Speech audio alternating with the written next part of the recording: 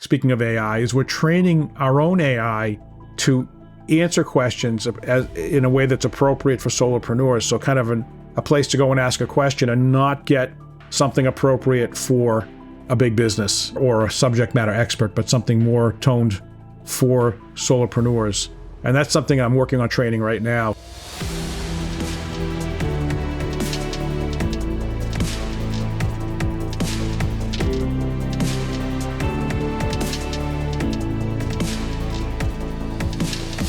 Hello and welcome to the Care to Lead podcast. Today, I'm excited for you to meet Joe Rando, a serial entrepreneur known for developing nearly 1 million square feet of real estate on his own.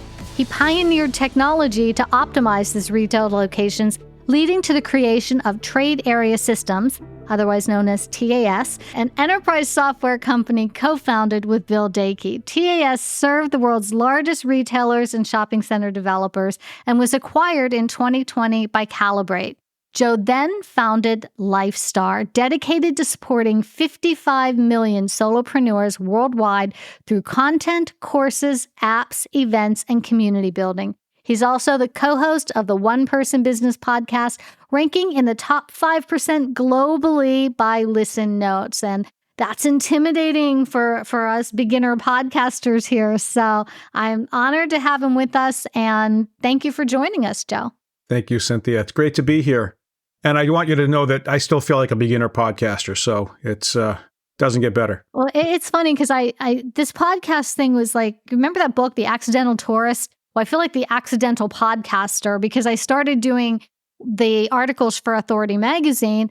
And then they said, well, you should have one-on-one interviews with them to put with their articles. And so I started doing that. And they said, well, you're doing this anyway. So why don't, so now I have a podcast. Yeah. So that's kind of how that happened. So let's talk a little bit about your career journey. It's taken a lot of a unique path. You went from physics to retail real estate and then to AI-driven entrepreneurship. Can you elaborate on this path? So how did that happen? Yeah, It's a strange sounding. It's not maybe as strange as it sounds on paper. But what I had a degree in physics. I was working in fiber optics way back, in the late 80s, and decided that I wanted to start my own fiber optics company. Went to school while married with a child on the way, full-time, working as a consultant in fiber optics on my spare time, which was my sleeping time, and started to run out of money halfway through the 18-odd months it would take to do an MBA full-time. My father and his partner, the Holiday Inn, decided they were going to lose their franchise because the building was too old. And they had acquired a bunch of land and had a study done. It said, build a power center. And we're like, oh, what's a power center? So figured out that was big boxes like Home Depot that were just coming into the area and, all these larger category killers, they call them. And I needed money. So I said, can I be a project manager? Because I really need, to not charge the groceries on the credit card.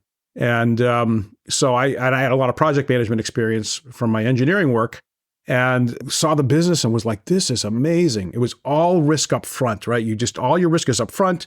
And then it's just, collect the rent and pay the mortgage. So I got smitten, started my own company after I finished up my MBA, switched over to real estate concentration in the process. And to get that, I had to do 6 credits of independent study. And one of the things I did was I wrote some software to figure out where to put retail. After I got out, I said, well, let me work on this a little bit. And I fixed that software up and started using it to figure out where to put retail. It worked really well. And the next thing, DeBartolo, the company that, used to develop malls, now owns the 49ers, heard about it and licensed it. So I said, well, the world just beat a path to my door. I started a business called Retail Analytics and hired a bunch of people, one of them being Bill Dakai, and went on to run up against the internet, which was just coming into vogue, and retail dropped everything and focused on the internet and ignored our poor little retail analytics company. And I had to shut it down. Oh, wow. But, but it was a lesson, right? It was just one of those things, right idea, wrong time. We rebooted it in the early aughts and things went very well from there. So that's how I got involved in going from physics. And I should say that the reason that I wrote this software is because I was using a lot of physics principles to create the software and, kind of did the first versions myself, but then hired better programmers than me to finish it off and make it into a real product. That's really cool. Yeah. So it was it was a journey, but it wasn't as crazy as it sounds on paper. So No, but it's interesting. When you were speaking, it kind of made me curious about like the real estate, the big box, especially the pharmacies, right? The Rite Aid, the Walgreens that have bought up a ton of real estate everywhere. And now they're closing these stores. What's your expert thought on what's going to go into those spaces? What do you see ripe for that? well, I mean, it really depends on the space. So if you talk about Rite Aid, I mean, they're, I'm not even 100% sure, but I think they're 8 to 12,000 square feet. So that's a tough one these days. I've actually sold off all of my real estate. As of 2023, I'm completely out of the retail real estate business with the exception of a single Wendy's. But the fact is, I'll give you an example of how crazy it is. So when I did a center in Taunton called Taunton Depot, we put it up the street from a 1.1 million square foot mall that was on paper. It hadn't been done. People didn't think it was going to happen. I ran my analysis and saw that it was going to work well and tied up the property up the street and ended up putting Home Depot, Target, Kohl's, and a bunch of other retail in that space. That mall did great for a while, but then the other areas adjusted. So a 1.1 million square foot mall that cost over $100 million to build in the 90s was sold for $6 million and torn down. Wow. To put industrial. So, I mean, when you look at, the situation with the enclosed malls, I mean, the Rite Aids and things, they'll find something for those. Depending on how it's laid out, it really depends. But these bigger boxes, some of those are going the way of the dodo. I mean, it's just some of these, these tertiary malls are going to be either, some of them have been, as you've seen, kind of demalled, they call it. So they take what used to be an enclosed mall and they put the storefronts out in the front, and that lets people walk in. So it's more like a strip center instead of an enclosed mall. But I mean, I think you're going to see some stuff torn down. The real story in real estate right now is the offices, the office buildings, because there's way too much office space. This whole COVID thing has just set this work from home trend so much on steroids that, I mean, and the hard part is, people need residential, but converting offices to residential is not cheap. So now all of a sudden you get into this battle of, how do you make it cost effective? Construction costs are through the roof. And so it's going to be a while before this all gets worked out. One of the reasons that I am not in the business right now. I'll be back, but not right now. I think there's another huge market out there for like the work from home, the home office. Almost communities with everything having their own home offices that are better equipped than just something, off the entryway where you come in, because I think that home plans should really be thinking more like that. Is it funny? I had this exact same thought. And if construction costs weren't so high right now, I'd probably be developing those. The idea of building a home, and I mean, we just moved. I think I mentioned to you before that we just moved in July.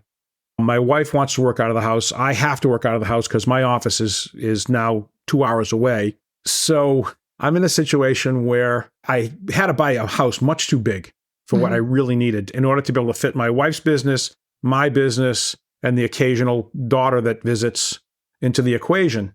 And I just had this vision of what a house should look like in order to have two people working from home and still be able to function and maybe having kids and making all that work.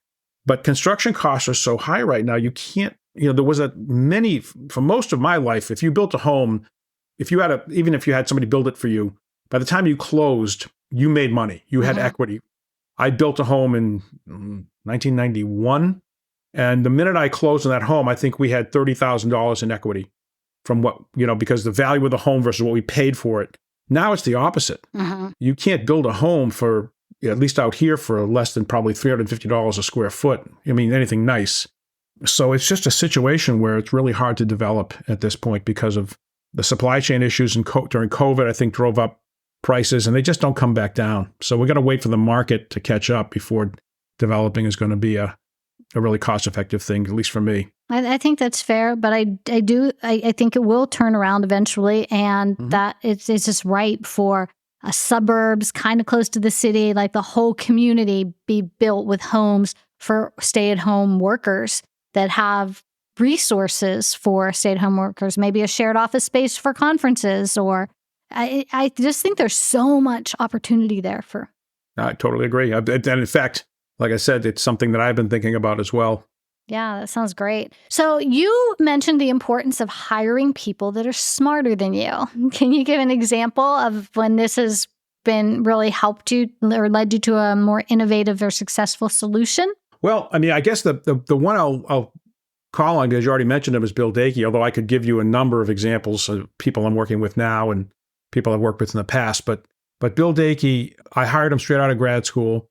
My product that I developed originally was basically something called a spatial interaction model. So it spoke to my physics geek nature, which was we built a version of this that was based on quantum mechanics, math, and instead of treating like particles, it was looking at neighborhoods and the probability of dollars flowing to the various competitors. And pretty cool thing. You could go and model it and make it kind of fit it to the shopping that was going on now. So basically predict the dollars that are going to each store that match what the store is doing. And then put a new store in and see all the dollars that flow to the new store, which store lost them. Very powerful. And Bill was very intrigued with that too. But as we got going with it, he was the guy that figured out that the industry really needed help on something a lot more basic, which was that, I'm telling tales out of school here, but a lot of these major retailers, their store databases were on spreadsheets. Mm-hmm. And it wasn't appropriate for these major publicly traded companies to be treating data like that as something that's secondary. There was a lot of misinformation in sense of different versions of the truth. So somebody has a spreadsheet over here that says X and somebody else's says Y. And so what Bill's vision was to create an enterprise database using a cloud kind of setup so that people could get access to the same data and the same results and the same analytics. And we basically built that out with kind of 3 prongs, which was a desktop analytical tool for the analyst types, a web app, so just a browser-based system for people that were just, business people, and then a mobile app that let people go on the road when they were looking at sites and things. That turned out to be a really winning combination. We actually stopped selling the model, not because it wasn't working, but because it was too hard to support. Mm-hmm. So as we scaled, the more customers we got, it turned out it was very hard. He and I turned out to be the only people that could truly support the app and help people when they were struggling with something. And that wasn't going to scale. So that's an example right there. I mean, just of coming up with, a different set of products to address the problems that we were seeing at the time. That's excellent. Tell me a little bit more about Lifestarr. You're creating an ecosystem for solopreneurs. I'd like to learn more about that. Sure. So it started out, the way things have gone for me is I want to buy something, I can't find it, so I build it. That's what the model was. I just wanted to buy a task management app that would let me work with anybody. And I couldn't find anything that did that. They were all kind of team focused. And I even wanted it to be able to let me work with people that didn't use the app, mm-hmm. but still be able to manage all my tasks. And so I tried a bunch of different ones. Nothing really made sense for me. So I started imagining what it would look like. And after we sold Trader Systems, I started working on building it. And it's challenging. We've gotten to a situation right now where we've got the app working. We're using it internally. We're trying to get over the finish line. One of my co-founders is indisposed right now, and he's the kind of key to the whole thing. So we're on hold on that. But in the meantime, we were trying to think of where do we sell this, right? So it's an app for people that want to work beyond their team, but where do you go to market that, right? There's no place on the internet to say people that want to work outside of their team. And another smart person that I work with, Carly Reese, who's the co-host of the One Person Business podcast with me, she's a marketing person, and she said, "What about solopreneurs? They don't have teams." And I'm like, yeah, that makes sense. Let me look into it a little bit. And then I started doing some research, and it turns out there's like over 50 million one-person businesses if you include, kind of side hustle types, people that are doing it part-time. There's over 50 million, I think 55 now in the United States alone, never mind globally. And that got me really interested. So I started trying to look to see where I could reach those people. And there were a few things here and there, but there really wasn't any place for them. So I started to think, I'm going to focus in on creating not just an app, but a place for these people to come together to help each other and for us to be able to try to help them. And I just got more and more. And then I started to meet the people that we were attracting with this approach. And I was just blown away. They're just the most awesome people you ever want to come across. And I mean, I haven't met one person that I I just didn't absolutely love in this whole thing, which is really interesting coming from, real estate development. That's a lot tougher business. Let's put it that way. So I've been really enjoying it. I've been being able to help people. People have given me some great ideas. So we're just building out this whole we've got an online community on Facebook. We've got events that we run every 3 weeks. We've got a newsletter we're putting out. We've got the podcast, a blog. We're developing some paid products and courses right now that'll be released in January of 24. And it's really just kind of another journey, where you start here and think, oh, I'm going to do this. And the next thing I'm just, but saw that opportunity to help a lot of people that aren't really getting help right now. So that's kind of how it happened. I love that. Are there any memorable stories or special things that have happened that from one of your events that you can share? We have 2 different kinds of events. We have a micro conference, which is some speakers or a speaker, and then we have a networking event where people break out into breakout rooms and kind of talk about their biggest challenge. That I can't talk about because that kind of stays in the room, so to speak. You don't want to. But I can talk about, we did have an interesting experience because we had some great speakers at these micro conferences called the Solopreneur Success Sessions. And we did one where I ended up, Stacy Blett runs our community. That's a fun story. I'll tell it if we have time, but she runs our Solopreneur community on Facebook. And she's also a solopreneur getting started on her own thing. So we said, you know what, let's do homepage makeover, extreme makeover, or what was it? Extreme makeover homepage edition, basically was the idea. That's funny. And we didn't call it that, but basically we brought her in and we had a typical kind of solopreneur homepage. And we went through the process of making it into a really high conversion homepage. And it was just such an incredible experience, going through this, and everybody was just so engaged. And we had all these people kind of volunteer to get their homepages reviewed. We ran out of time, ended up having to meet up with some of these people offline afterwards because it just was such an engaging thing. But this, and it's one of the things that's really exciting because, there's some best practices that it's really hard for solopreneurs because a lot of the advice out there is for either companies or subject matter experts. And solopreneurs, they just can't take advice designed for a marketing expert or designed for a company that might have a team and just apply it. So when we went in here, we just did some really basic things to make the homepage convert better. And the response was just so great. And it's I saw from there that one of our jobs is something we've come to call big business bias. And that is the idea that you've got a lot of information out there, a lot of ideas, a lot of things where people will teach you, but they're mostly not targeting solopreneurs. So I've come to see one of my roles as acting as almost like a translator to bring stuff, either myself or to engage other people that can bring information into a form that a solopreneur can actually take advantage of. And that was kind of one of the aha moments for me. Yeah, that's super valuable because I've been in my own coaching and facilitating and all that for going on 14 years now. And I think I've gone through 10 different variations of this is the conversion copywriter, this is the long copy, and you're throwing out 10,000 here and 12,000 there and 5,000 here, and just over and over and over. And LinkedIn's where I get my business from. LinkedIn's where I make my connections. My website is it's there. It's a nice to have, but I'm so tired of throwing money into it because you're right. You don't get good advice. Everyone claims to be an expert, and conversion's a tricky thing.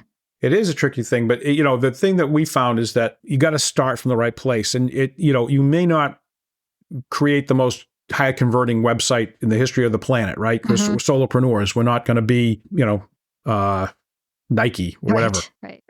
But the idea of not making, doing some basic things that people stay.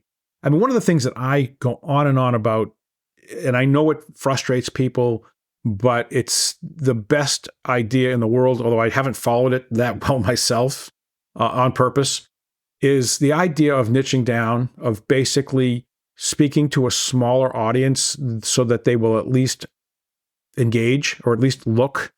And it's just a really challenging thing for a lot of people to say, I'm good. I can help all these people.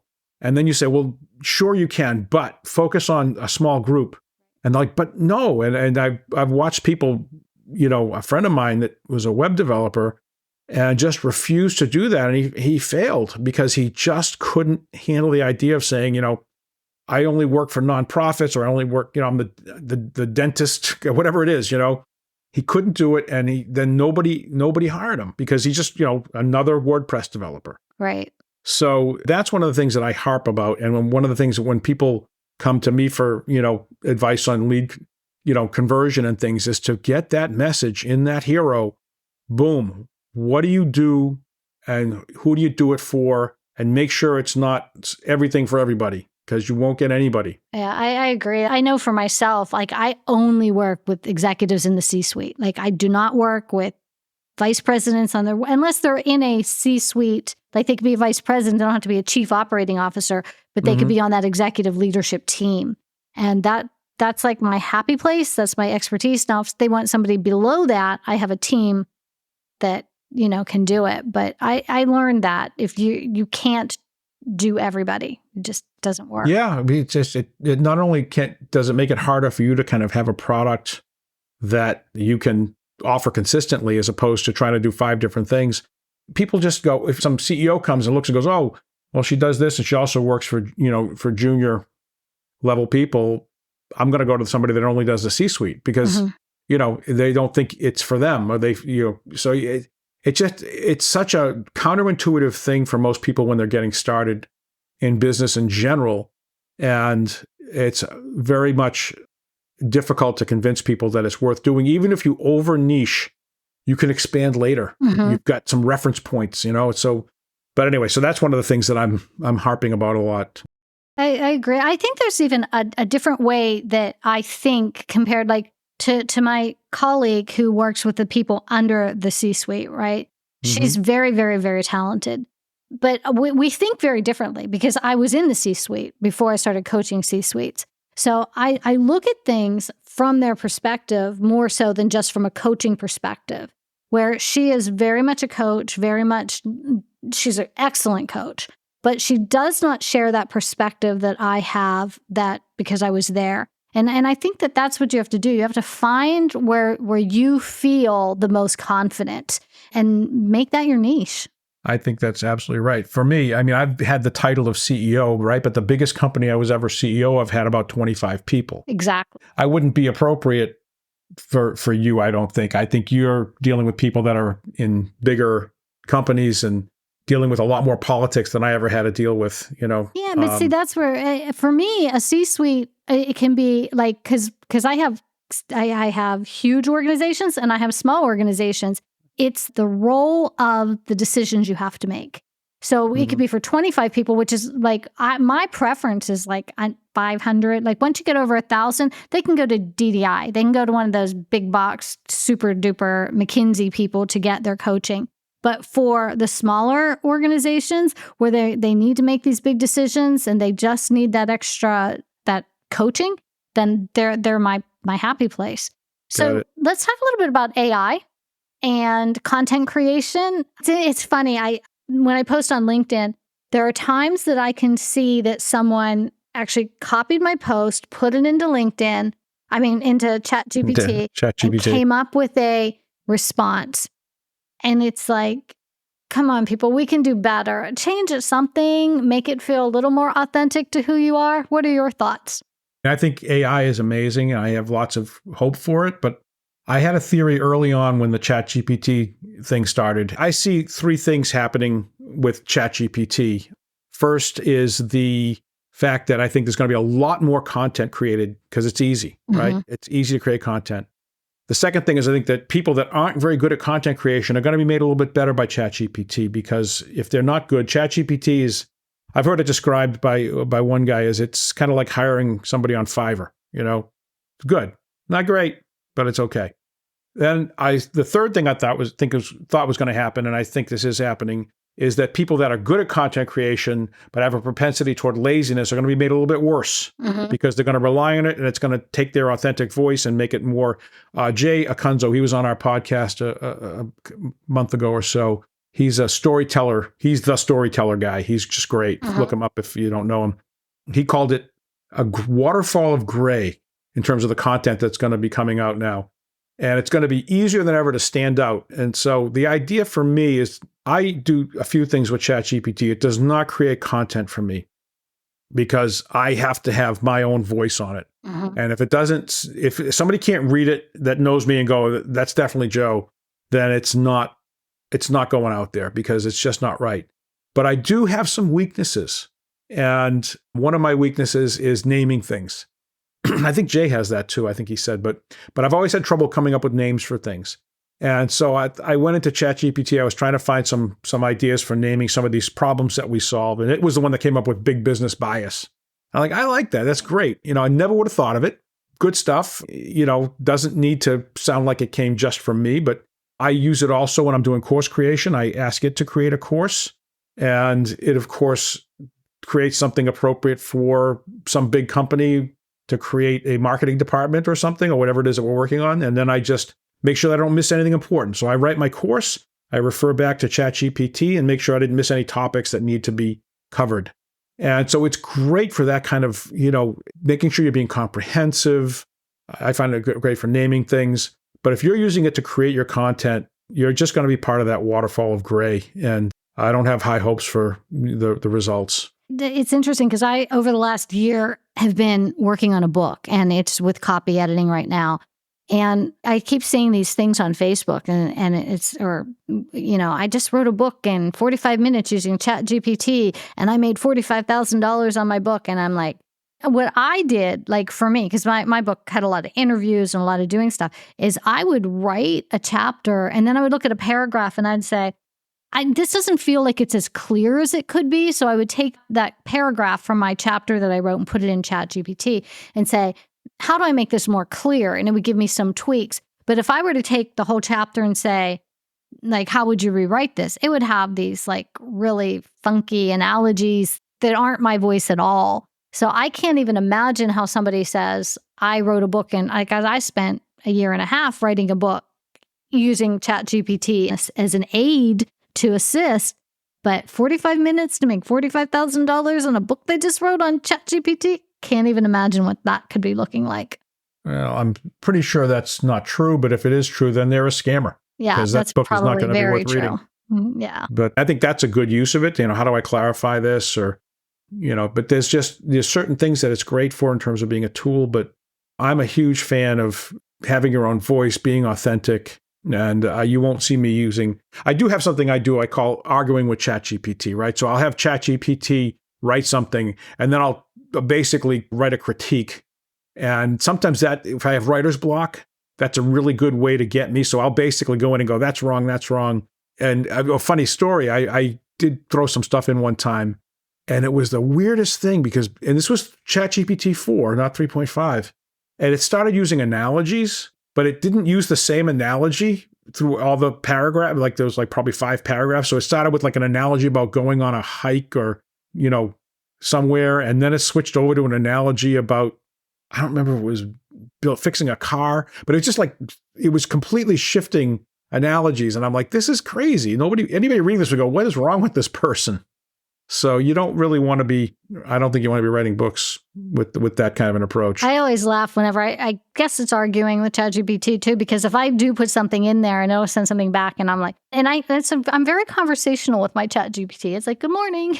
and so it'll send something back and I'll go, like, dude, nobody speaks that way. Like, I'm talking to executives. There is no executive in the world that speaks that way. Can we talk like humans? And I've tried teaching it, giving it a description of a tone and approach and giving it some examples of my writing, and it does help, but it doesn't solve the problem. So I'm really interested in it because we're basically, one of the things that we're building into that app I mentioned is the ability to create projects by just telling it what you want to do. So, and it's actually working, but it's not where I want it to be yet. But you can go and say, plan my wedding for May 15th in Hawaii. And it will give you a whole project with all what to do and when to do it by and who to assign it to in terms of what kind of expertise. So I'm really very engaged with AI, but not that intrigued with it for content creation. A little bit skeptical, as I've kind of pointed out. I think it'll grow, I think, and it'll develop and evolve. And I think that's a good thing. So you talked about enhanced offerings beyond what AI could do. What do you mean by that for a solopreneur? That's funny because the enhanced offerings we're thinking of right now that we're working on courses. Because one of the things that we've done is we've identified the biggest challenges, and we've talked to hundreds and hundreds of solopreneurs. I've run surveys, and the biggest challenges that they're facing. And the number one we identified is lead generation. So we're creating courses around lead generation and just generally how to start and run your solopreneur business better. I created something called the Solopreneur Success Cycle, and it's a process of starting and then operating and then improving as a kind of a flywheel. So the courses are kind of centered around that concept of getting started on the right foot or reinventing yourself, then operating efficiently, et cetera. So the courses, then the other thing we're doing, speaking of AI, is we're training our own AI to answer questions in a way that's appropriate for solopreneurs. So kind of a place to go and ask a question and not get something appropriate for a big business or a subject matter expert, but something more toned for solopreneurs. And that's something I'm working on training right now. So we'll see how that goes. I'm very optimistic, but I haven't proven concept yet. That's great. I think from my own perspective, a tool that could be helpful out there is market research, right? So if you want to productize something as a solopreneur, it's so expensive, like to be putting money and throwing money at courses or programs or whatever.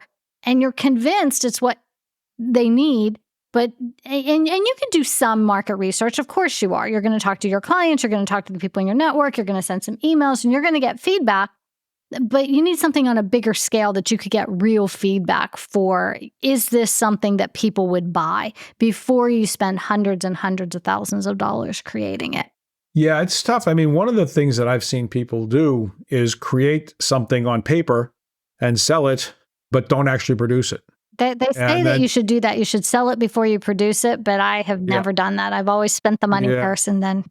Well, it's a little hard when you're going after, C-suite. That they're not going to buy that as much. I mean, I think vaporware is not something that those people tolerate very well. So I think it would be a tough way to go. But if I've heard of some people that have a product that they've prototyped, but they haven't actually put into production, but they know how to build it. Mm-hmm. They'll go out and sell it, and they'll come back and say, "Oh, sorry, we're out of stock. It's going to be 8 weeks before we can ship. Either ask for your money back or you can wait." And at least proves concept, and nobody really gets ripped off. I mean, I get it. It's if you're doing a physical product, that can be a good way to go. Right. Yeah, but makes sense. So I've never done it either. What's a piece of advice that you would offer to someone who's thinking of becoming a solopreneur? They want to leave the corporate world and they're just going to start out fresh. What is one piece of advice you'd like to offer them? Just one? I'm going to try to wrap a few into one, but the thing I would say first and foremost is think carefully about what you're doing and why you're doing it. And the reason I say that is because being a solopreneur is something that you do not to, you're not doing that to become as rich as you can become, because you're giving up employees, which is really one of the greatest tools for scaling. So you're doing it for some other reason.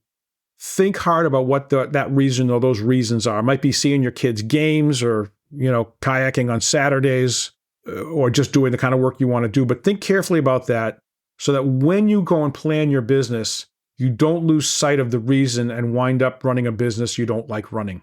I have been there. I've run a business that I didn't like running, and I don't recommend it. Good advice. So if I have to pick one, that was one, maybe two and a half. Is there anything else you want to stick in there? You have great advice. So our listeners are.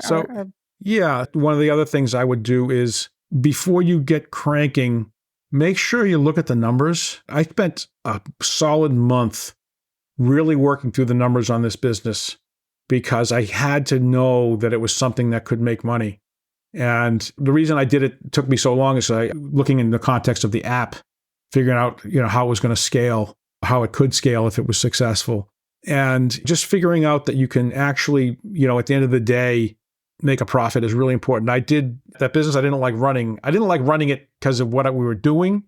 But what made it worse was that every deal we did, we were actually losing a little bit of money on because we couldn't charge quite enough to cover the costs of doing it right. Uh-huh. And I have a propensity to have to do things right. So it was one of those things where, you It's a long story that I don't want to go into here, but I got basically pulled into running a business that I knew I didn't want to run, but it was either that or lay people off. And I made that decision, and it didn't work out well in the short run. Did in the long run, as we pointed out with trade area systems. But yeah, run the numbers. That's a really good thing to do. That's excellent. Where can people find you the most easily? Where would you prefer? All of your links will be in the show notes and in your article, but where would you prefer people reach out to you? Yeah, you can reach me at joe@lifestarr.com. Lifestarr has 2 R's. joe@lifestarr.com. I'm on LinkedIn, very active on LinkedIn. And, if you come to the website, www.lifestarr.com, there's all kinds of stuff there for solopreneurs, tons of free stuff.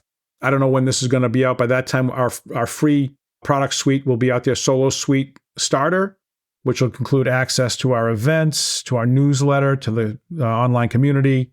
We'd love to have anybody join us there as well. So, yeah, I definitely know I'm going to be checking that out. It sounds exciting.